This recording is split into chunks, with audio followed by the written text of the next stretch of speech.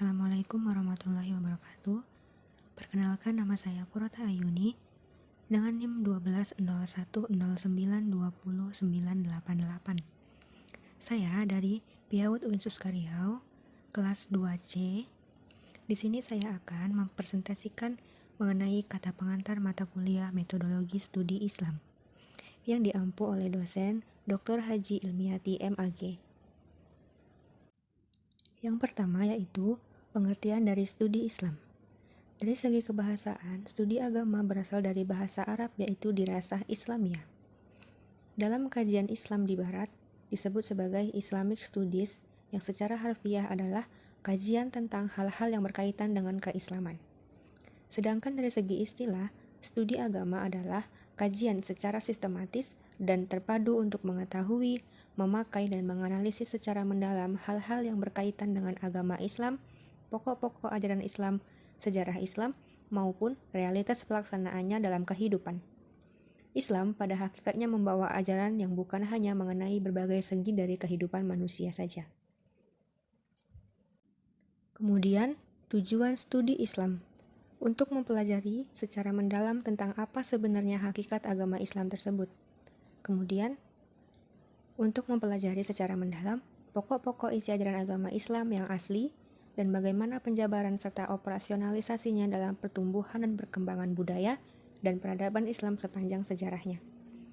Kemudian, untuk mempelajari secara mendalam sumber dasar ajaran agama Islam yang tetap, abadi, dan dinamis. Selanjutnya, untuk mempelajari secara mendalam prinsip-prinsip dan nilai-nilai dasar ajaran agama Islam. Juga, bagaimana realisasinya dalam membimbing dan mengarahkan serta mengontrol perkembangan budaya dan peradaban manusia pada zaman modern ini. Selanjutnya, urgensi dari studi Islam. Di sini terdapat dua. Yang pertama, umat Islam saat ini berada dalam kondisi yang problematik. Umat Islam pada saat ini berada pada masa yang lemah dan segala aspek kehidupan sosial budaya yang mana harus berhadapan dengan dunia modern yang serba praktis dan maju. Oleh karena itu, umat Islam tidak boleh terjebak pada romantisme.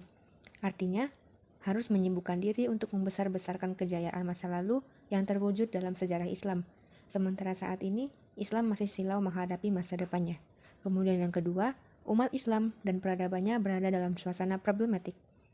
Umat manusia tentunya membutuhkan aturan, norma, serta pedoman dan pegangan hidup yang dapat diterima oleh semua bangsa.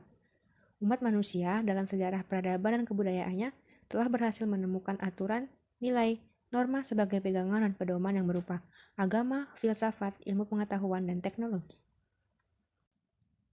Kemudian, perkembangan studi Islam di negara Muslim. Dalam sejarah Muslim dicatat sejumlah lembaga kajian Islam di sejumlah kota. Pada tahun 350 tahun pertama, 750 sampai 1258, kejayaan tersebut didominasi dan secara mutlak dikuasai sarjana-sarjana Muslim. Sementara, beberapa pusat kegiatan intelektual pra-Islam di luar Arabia yang berperan besar memajukan pendidikan di dunia dapat digambarkan seperti bahwa kemajuan pengetahuan dalam Islam tidaklah mungkin dipisahkan dari tradisi intelektual peradaban-peradaban terdahulu yang telah maju sebelum munculnya Islam. Selanjutnya, perkembangan studi Islam di negara Barat. Terdapat beberapa perkembangan. Di sini terdapat 3. Yang pertama, tahap teologis. Di dalam tahap ini, terdapat seorang teolog Kristen yang bernama St. John yang berasal dari Damaskus pada masa dinasti Umayyah yang mengemban amanat untuk mempelajari Islam baik dari sisi Al-Quran sebagai sumber utama Islam maupun sumber-sumber lain. Kemudian tahap kedua yaitu tahap politik. Tahap politik dimulai pada abad ke-12 ketika usaha studi Islam dilakukan lebih serius dengan tujuan misionaris. Tujuannya ialah untuk menghadapi peradaban Islam dengan cara penerjemahan Al-Quran dan teks-teks Muslim lainnya. Selanjutnya, tahap saintifik. Tahap saintifik dimulai pada abad ke-19 ketika sikap kalangan Kristen dalam studi Islam mulai dihubung-hubungkan dengan kesesuaian agama Islam terhadap fenomena sosial yang terjadi di masyarakat. Ketika itu, kekuasaan Islam sangat mengalami penurunan drastis. Selanjutnya, pendekatan dalam memahami Islam. Di sini terdapat beberapa pendapat seperti pendekatan sosiologis, yaitu upaya dalam memahami agama dengan cara meningkatkan kemampuan manusia untuk menyesuaikan diri dengan lingkungan sosialnya. Kemudian, pendekatan teologis, yaitu sebuah upaya untuk memahami eksistensi Tuhan dan sebagai konsep nilai-nilai ketuhanan yang berkonstruksi dengan baik sehingga terjadi sebuah agama atau aliran kepercayaan. Selanjutnya, pendekatan fenomenologis, yaitu pendekatan agama dengan cara membandingkan berbagai macam gejala dari bidang yang sama antara berbagai macam agama. Kemudian pendekatan normatif, yaitu pendekatan yang menekankan pada aspek norma-norma ajaran agama Islam, sebagaimana terdapat dalam Al-Quran dan Sunnah.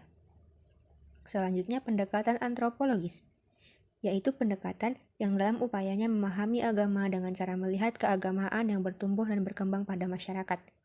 Yang terakhir, pendekatan filosofis, yaitu pendekatan yang proses studi tentang kependidikan yang didasari dengan nilai-nilai ajaran agama Islam menurut konsep cinta terhadap kebenaran.